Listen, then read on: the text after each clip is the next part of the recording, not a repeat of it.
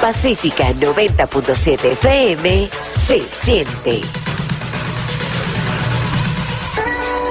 Bienvenidos de nuevo a Neuronas al Aire con la 90.7 FM.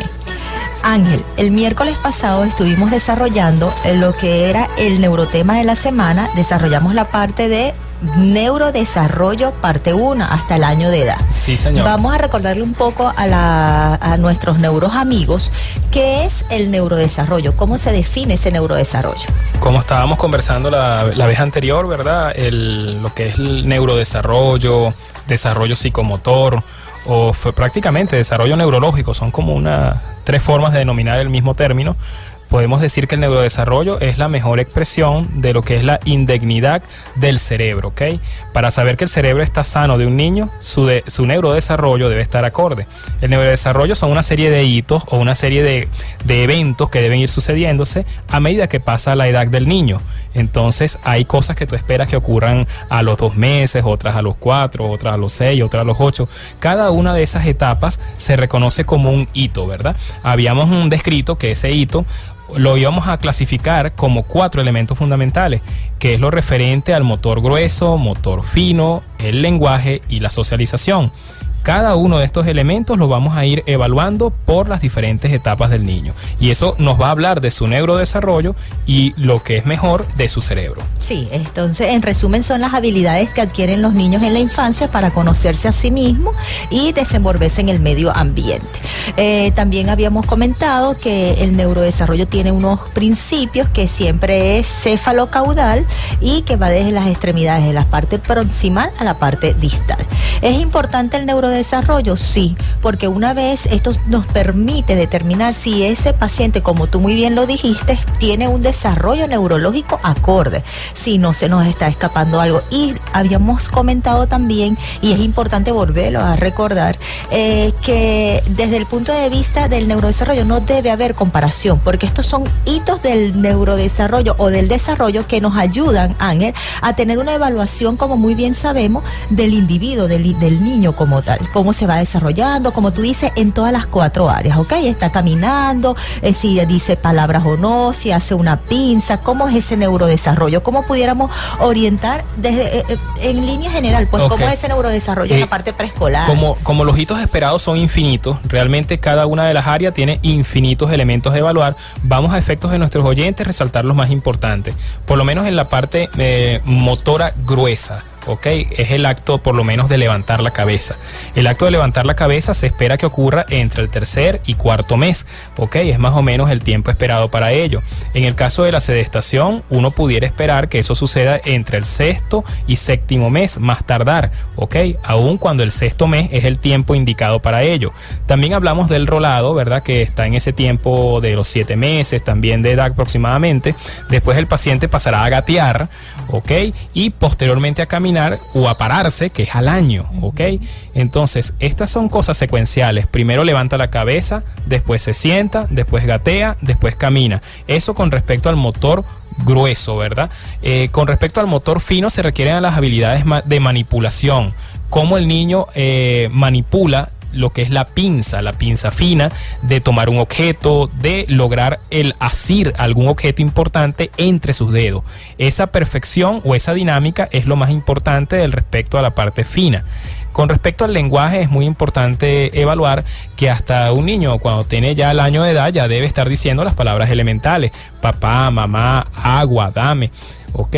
Y cuando se alcanzan ya los 2 años de edad, un niño puede desarrollar hasta 40 palabras y formar ciertas oraciones con esas palabras. Puede hacer oraciones de 2 palabras, Exactamente. dame agua, eso lo puede realizar. La socialización es otro elemento importante, que el niño te vea a los ojos, tenga contacto visual, sonrisa social. Todo esto son elementos que incluso siendo lactante, tú puedes ver un niño que próximo al año ya tiene un contacto visual adecuado, te hace sonrisa social, y eso evalúa su componente social, valga la redundancia. Sí, porque como una de las preguntas que siempre nos hace el público, la comunidad, es ¿Cómo se evalúa? ¿Quién evalúa este neurodesarrollo? Entonces, desde una madre puedes realizarlo hasta la evaluación ya científica, como son los pediatras y el neurólogo. El pediatra es, como decía, el que lleva el control pediátrico, va evaluando, y si ve alguna variedad o alguna anormalidad en este neurodesarrollo, nos lo remiten desde el punto de vista de neuropediatría. Unas cosas que hemos visto, por lo menos cuando en la asistencia hospitalaria, yo veía mucho que las madres tardaban en llevar a los niños cuando veían ciertos retrasos o ciertos retardos en el niño, ¿ok? Es decir, veía que de repente no se sentaba cuando correspondía, no gateaba, y ese retardo en poder diagnosticar esa situación anómala o ese signo de alerta va a incidir en la evolución. Si usted tiene un niño con un retardo en el desarrollo neurológico, no atiende eso, bien sea con las terapias respectivas, créame que la evolución va a ser negativa. Exacto. No, y también por lo que habíamos comentado, Ángel, no comparar.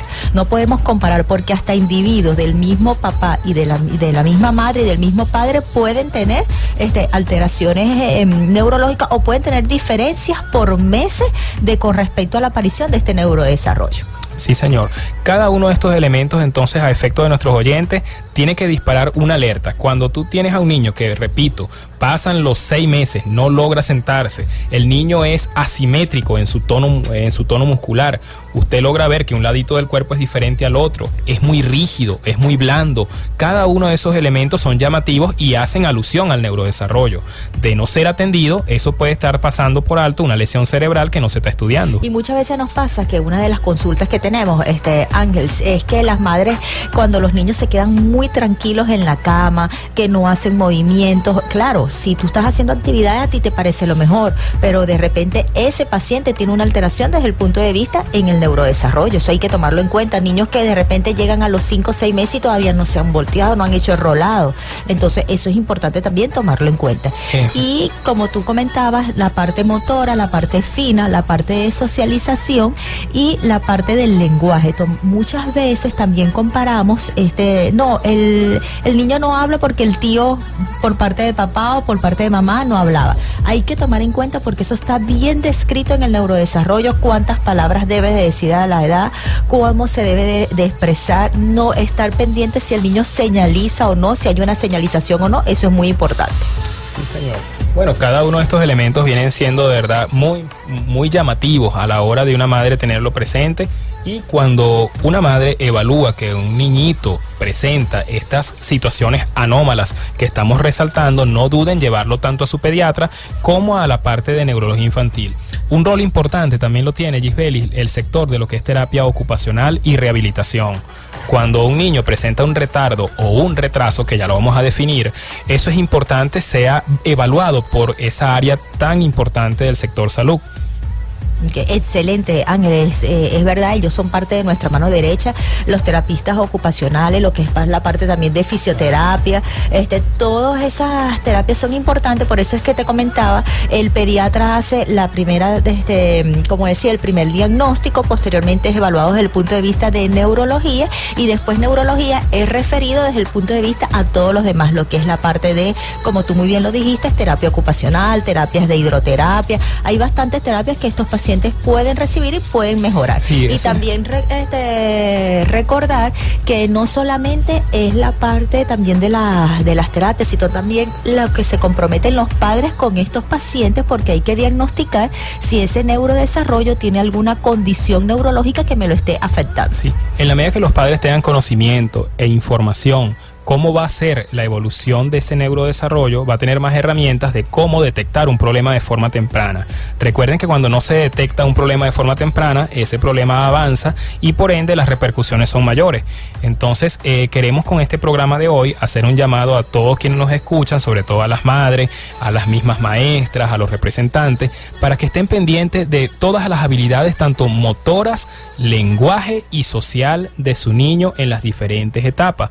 Habíamos comentado comentado la vez anterior que cuando hablamos de retardo del neurodesarrollo y cuando hablamos de retraso son términos diferentes pero que tienden a confundirse. En el caso del retardo, el niño puede tardar en adquirir un hito del neurodesarrollo, sin embargo puede adquirirlo con la debida estimulación.